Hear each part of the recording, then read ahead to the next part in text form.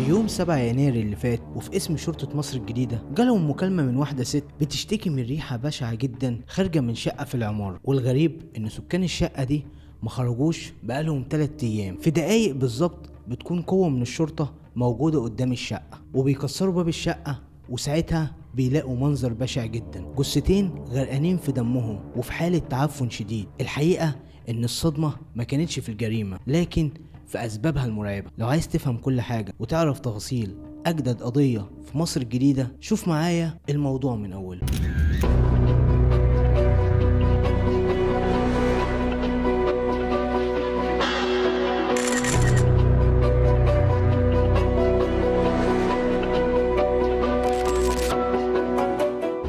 الحكاية بدأت في أسرة بسيطة مكونة من أم وولدين، الكبير اسمه هيثم والصغير اسمه حسام. والحقيقة ان هيثم من صغره وهو شايل المسؤولية وكان بيحب امه جدا وكان بيسمع كلامها في كل حاجة، وخلينا فاكرين المعلومة دي كويس علشان دي هتأثر معاه في حياته بعدين. المهم ان هيثم بدأ يكافح من صغره ويشتغل في كل المجالات، وكل هدفه ان هو يكون ثروة كبيرة علشان يقدر يجيب عربية اجدد موديل وبيت في ارقى حي في مصر. والحقيقة ان هيثم ما كانش مهتم بالتعليم لانه عرف ان الفلوس اهم من اي حاجة، فكان بيشتغل وبيهمل التعليم، وفعلا بيقدر يكون راس مال كويس وبيفتح بيه مشروعه الخاص. فبيشتري مكان كويس علشان يعمله مغسلة للعربيات، وساعتها بيبدأ ان هو يحقق مكاسب كويسة وبيشتري له عربية صغيرة. وبعد فترة اشترى محل تاني علشان يجيب له أرباح كويسة. والحقيقة إن هيثم كان مهتم جدا بشغله، وده خلاه إن هو يقدر يحقق ثروة كبيرة ويجيب شقة أحلامه اللي في مصر الجديدة وبيعيش فيها هو وأمه وأخوه حسام. وبعد كده هيثم بيكمل شغله وحياته وبيكبر المغسلة بتاعته، بس بعد فترة بيقرر إن هو يتجوز ويكون أسرة، وفعلا بيتعرف على زوجته الأولى، وبعد الجواز بيعيش معاها في سعادة، لكنها مش بتستمر لفترة طويلة لأن أمه بتبدأ تخش في تفاصيل حياته الزوجية، وطبعا ده بيعمل خلافات ومشاكل بينه وبين مراته، وبتزيد الخلافات بينه وما بين مراته، فبيقرروا ان هم ينفصلوا عن بعض. ويمكن ده سبب في ان هيثم يخش في اتجاه المخدرات كأنه نوع من انواع الهروب من الحياة الواقعية. لكن للأسف هيثم كان بيتعاطى انواع خطيرة من المخدرات، وهو النوع اللي ظهر في الفترة الأخيرة واللي اسمه الآيس. والحقيقة ان النوع ده من المخدرات بيسبب هلوسة وانهيار عصبي، بس هيثم كان بيحاول ان هو يبعد عن الطريق ده بس ما كانش عارف. المهم ان بعد فترة بيتعرف على واحدة جميلة واسمها ياسمين، لانها بتيجي عند المغسلة بتاعته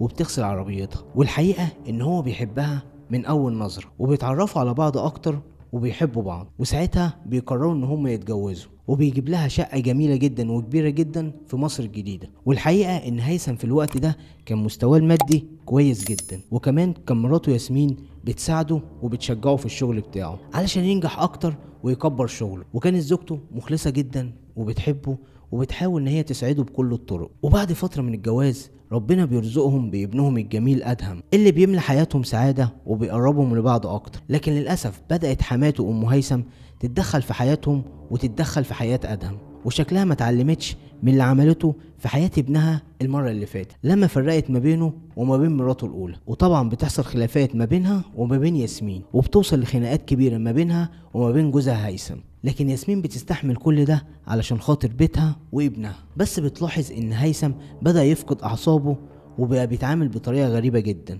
ساعتها بتعرف ان جوزها مدمن مخدرات، لكن زي اي ست مكانها بتطلب الطلاق فورا وبتبعد عنه. بس الحقيقة ان ياسمين قررت تقف جنب جوزها وتساعده لانها كمان بتحبه، وودته عند مصحة لعلاج الادمان، وفضلت واقفة جنبه وبتشجعه وتساعده لحد ما قدر يتعافى تماما من تأثير المخدرات. واخيرا بعد مرور شهور هيثم بيسترد صحته وبيبدأ يبعد عن المخدرات وبيلعب رياضة في الجيم. وساعتها بيحس ان مراته ست أصيلة وبتحبه جدا لانها وقفت جنبه لحد ما خف وكبر مشروعاته وشغله. وفي الوقت ده ربنا بيرزقهم بابنهم التاني وسموه زياد، اللي بيزود قوة العلاقة الأسرية ما بين ياسمين وهيثم. وبيبدأ ان هو كل ما يخرج معاها في مكان يتصوره وينزل بوست على صفحته ويقعد يتكلم عنها ويحب فيها قدام الناس. وهي كمان كانت بتعمل كده وبتصور نفسها وبتتصور مع عيالها. وكانت ياسمين بالنسبة لهيثم حياته كلها، وبتبدأ حياتهم تتحسن خاصة بعد الفترة الصعبة اللي عدوا بيها. وبيقدر هيثم ان هو يكون بطل كمال اجسام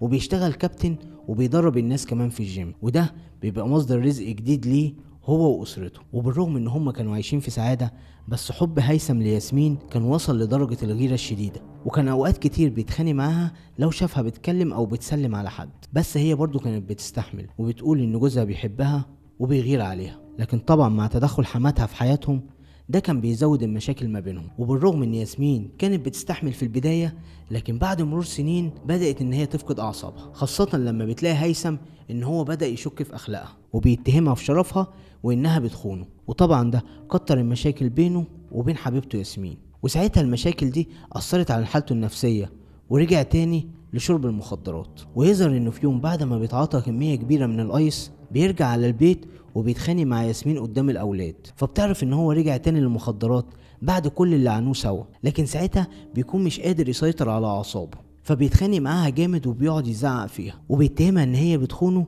وكمان بيشتمها هي واهلها وبيبدأ يضرب فيها. ياسمين طبعا بتحاول ان هي تقاوم الضرب وبتجري على الاوضه وبتجمع حاجتها وبتروح ساعتها على بيت ابوها وبتسيب البيت لهيثم. وبعد فتره بيرجع هيثم لوعيه وبيعرف ان هو غلط في حبيبته ياسمين، وبيعرف ان هي ست مخلصه ولا كانت بتخونه ولا حاجه، فبيحاول ان هو يصالحها ويعتذر لها علشان ترجع له، لكنها بترفض كل المحاولات وبتطلب منه الطلاق، خاصه ان هو رجع تاني يتعاطى المخدرات بعد كل اللي عملوه علشان يتعافى منها. لكن هيثم مش بيزهق وبيحاول ان هو يصالحها بدل المره 10 علشان يرجع لمراته واولاده تاني، بس برضه مفيش فايده وياسمين بترفض بكل الطرق. ساعتها هيثم بيقرر ان هو يصالحها بس بطريقه مختلفه جدا. وفي يوم 29 سبتمبر سنة 2024 بيعمل هيثم فيديو وبينشره على صفحة الفيسبوك بتاعته، وفي الفيديو ده بيعتذر لمراته ياسمين عاشور عن اللي عمله في حقها، وانه شك فيها واتهمها في شرفها، وانه ضربها وغلط فيها هي وامها، لكنه بيطلب منها دلوقتي ان هي تسامحه لانها كانت متأكدة ان هو في الوقت ده ما كانش في وعيه، وانه كان تحت تأثير المخدرات اللي هو كان بيتعاطاها. فبيطلب منها ان هي تسامحه وترجع له تاني لانه من غيرها حاسس ان هو ميت، وبيقول لها ان ممكن هو ينتحر لو ما رجعتلوش. وفي نهاية الفيديو بيقعد يقرر ان هو بيحبها وانهم عشرة 20 سنة مع بعض، وبيطلب منها ان هي تسامحه. وبالرغم ان هيثم بينشر الفيديو بتاعه في كل مكان وكأنه بيعتذر لمراته قدام العالم كله، لكن برضه ياسمين مصممة على الطلاق. وللأسف ان حالة هيثم بدأت تسوء اكتر وبدأ يتعاطى المخدرات اكتر وبقت بتأثر على أعصابه. وفي يوم ياسمين بتقوله إن هي هتروح البيت تجيب بقية حاجاتها من هناك وبتسيب أولادها عند أمها، لكن للأسف ما تعرفش إن هي مش هترجع وإن دي آخر مرة هتشوف فيها أولادها. في اليوم ده ياسمين بتروح بيت هيثم علشان تجيب حاجاتها من هناك، لكنها بتتفاجئ إن هو قاعد هناك مستنيها. وطبعا أول ما بيشوفها بيفضل يعتذر لها كتير علشان تسامحه، لكن برضه هي كانت بترفض وبتلاحظ إن حالته بقت مش كويسة بسبب المخدرات، وتقريبا كان واخد جرعة قبل ما يجيلها ويتكلم معاها. وطبعا المخدرات اللي خدها خلته مش عارف هو بيعمل ايه أصلا. ولما رفضت إن هي ترجع له بدأ إن هو يزعق فيها ويضربها، وفجأة بيهجم عليها وبيفضل يطعن فيها بالسكينة في كل حتة في رقبتها وفي جسمها، لحد ما وصلت لأكتر من 11 طعنة في جسم ياسمين اللي بتقع على الأرض غرقانة في دمها. وبيقعد هيثم جنب مراته وبيشوفها وهي بتموت، وفضل قاعد جنبها لأكتر من 8 ساعات وهي مش بتتحرك. ولما بيفوق من تأثير المخدر اللي هو كان واخده وبيشوف عمل ايه في مراته بيقرر انه يحصلها ويروح معاها، وفعلا بيعلق في السقف حبل علشان يشنق نفسه. لكن بعد ما بيطلع على الكرسي وبيحط الحبل حوالين رقبته بياخد السكينة اللي فيها دم مراته ياسمين وبيطعن بيها نفسه قبل ما ينط من على الكرسي والحبل يكسر رقبته، وساعتها بيموت هيثم هو كمان. وطبعا عشان جسم هيثم الضخم ما قدرش الحبل يستحمل لفترة طويلة، ووقعت جثة هيثم جنب جثة مراته ياسمين. الغريب بقى انهم بيفضلوا على الوضع ده